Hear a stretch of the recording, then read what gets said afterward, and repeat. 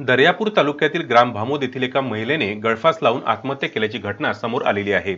सदर गळफास घेऊन मृत झालेल्या महिलेला दर्यापूर येथे उपजिल्हा रुग्णालय येथे रवाना केले। सदर घटनेबाबत भामोद येथील पोलीस पाटील यांना माहिती देण्यात आलेली नाही।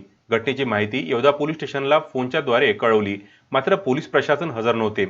सदर घटनेत जावयाने आमच्या मुलीला गळफास देऊन खून केल्याचा आरोप मृतकाच्या आईवडिलांकडून होत आहे। तसेच मृतकाच्या पत्नीकडून मृतक ही मानसिक बिमारीच्या तणावामध्ये आत्महत्या केल्याची प्रतिक्रिया देत आहे। पहिले राहतो आम्ही। तुम्ही पहिले राहता? माझी माई पोरगी मा घरी बोला की हा भांडण करे, मारठोक करे। पहिले कित्येक वेळा मारलं, कित्येक वेळा मारलं। याचे पोलीस अंजनगाव पोलीस स्टेशनला याचे रिपोर्ट सगळे नाव सगळे रिपोर्ट एवढ्यात रिपोर्ट दिले होते का तुम्ही? एवढ्यात रिपोर्ट दिले होते का? एवढ्यात नाही रिपोर्ट दिले आम्ही। किती दिवस झाले रिपोर्ट देऊन? ते मागच्या वेळेस रिपोर्ट दिले होते। आता या मागच्या महिन्यात कवाड लावून मारलं मा कवाड लावून मारलं. आलता की आई मला हा कवाड लावून मारून राहिला हो आई। ये म्हणे तुम्हाला घेऊन ये जा म्हणे मला घेऊन जाय म्हणे।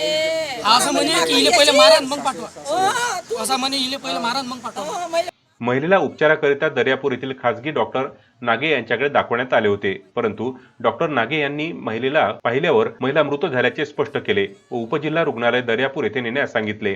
त्यानंतर मृतक महिलेला उपजिल्हा रुग्णालय येथे उत्तरीय तपासणीकरिता नेण्यात आले।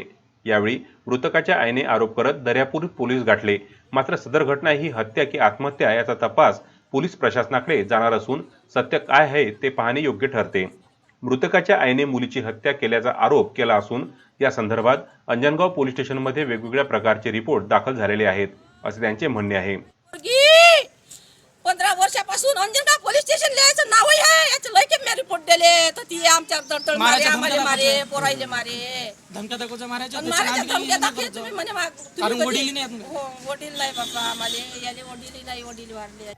या दरम्यान संबंधित पीडित महिलेचा सुद्धा एक व्हिडिओ व्हायरल होत आहे, ज्यामध्ये पतीसह सासरकडील व्यक्तींवर आरोप लावलेला आहे। जाणार आहे व माझ्या नवऱ्याने मला त्या घरी न येता त्यांच्या मित्राच्या घरी जाण्यास सांगितले आहे।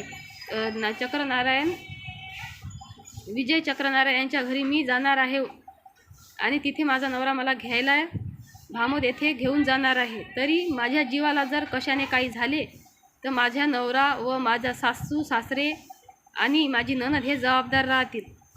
ही कळकळीत विनंती आहे की त्यांना मला माझ्या जीवाला जर कशाने काही झाले तर त्यांना सोडू नका।